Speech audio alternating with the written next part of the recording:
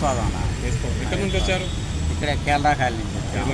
కేరళకాయలు పోయిన నెల వచ్చి తెచ్చుకున్నారా లేకుంటే? పోయిన నెల ఇంటికి వచ్చి ఇచ్చారు, వాలంటీర్లు ఇంటికి వచ్చి ఇచ్చారు.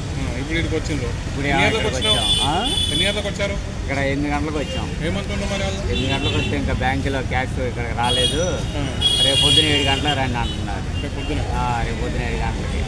నిన్నేమో 3వ తారీఖు నుంచే అని చెప్పి అన్నారు. మళ్ళీ వాళ్ళు ఇక్కడికి వస్తే మళ్ళీ రేపు అని చెప్పి అన్నారు.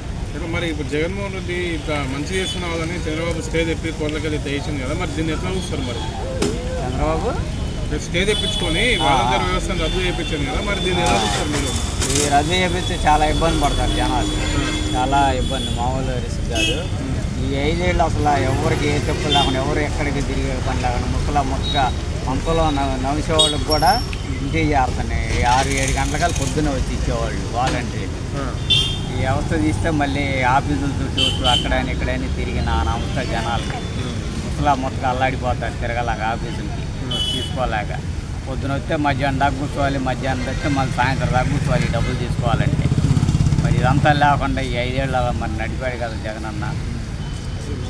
మరి జగన్మోహన్ రెడ్డి వస్తేనే బాగుంటుందా? మరి చంద్రబాబు వస్తే ప్రతి నెల ఇట్లా రావాల్సిందే అంటాడు కదా. మరి జగన్మోహన్ రెడ్డి వస్తేనే మరి పథకాలన్నీ మళ్ళీ జనాలకి అన్నీ చేరతాయి. ఎందుకంటే ఇంకా పథకాలు ఇంక పెంచుతాడు, ఇంకా మళ్ళీ ఇంటికి చేరేస్తాడు అన్నీ కూడా అదనమాట. మరి ప్రతి నెల వచ్చి తెచ్చుకుంటారా చంద్రబాబు గెలిస్తే? ప్రతి నెల ఇట్లాగా పని బాటలు మానుకొని కూలీనాలు మానుకొని ఇక ఆఫీసు చుట్టూ ఇక కూర్చొని తెచ్చుకోవాలి. ఇక ఆయన వస్తే మరి ఇబ్బందులు ఏర్పడతాయి. జగన్ ఉంటే అప్పుడు రేపు వస్తారా మళ్ళీ పింఛన్కి? మళ్ళీ రేపు రమ్మన్నారు, మరి తప్పిద్దా రావాలి, ఇచ్చేంతవరకు తిరగాలి. రేపు అన్న తప్పగా వాళ్ళు ఎల్లుండి అన్న మరి ఎన్ని రోజులైనా పనులు మానుకొని తిరగటం మరి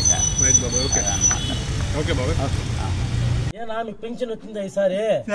సార్ ఎన్ని దినాలు వాళ్ళని తెచ్చిస్తున్నాడు సార్. ఇప్పుడు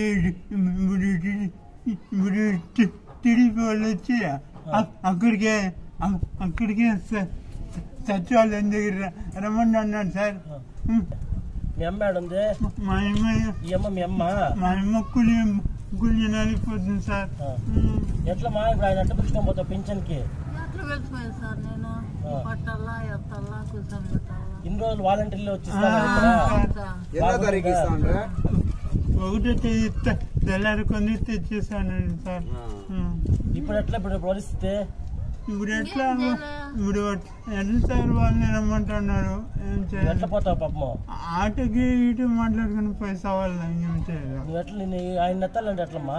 అట్లా అట్లా పట్టుకోను ఏం చేసేది. ఎవరు చేయండి మీకు పింఛన్ రాకూడదు, ఇంటికి తేకూడదు ఎవరు చెప్పిందే? ఆయన టీడీపీ వాళ్ళ సార్. టీడీపీ వాళ్ళ? ఎవరా టీడీపీ వాళ్ళ?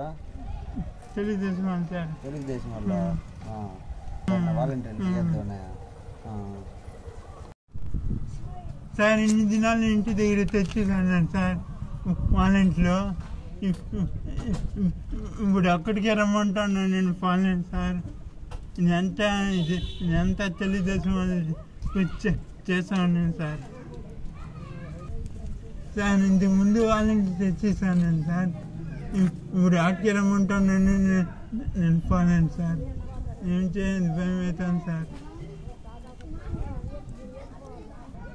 అదే సార్ ఇన్నాళ్ళు వచ్చి వాలంటీర్లే ఇంటికాడ ఇస్తా ఉన్నారు సార్. ఇప్పుడు నేను పట్టేకి అయ్యలే, వాడిని ఎత్తేకి అయ్యలే. ఇప్పుడు చంద్రబాబు చేసిన పనికి ఏమో రావద్దు ఇవ్వద్దు అని చెప్పుకున్నారంట. ఇప్పుడు ఇంటికాటికి వచ్చే పనిలే. ఇంకో నేను ఎట్లా ఎత్తుకోవాలా, ఎట్లా ఎత్తుకురావాలా వాడిని.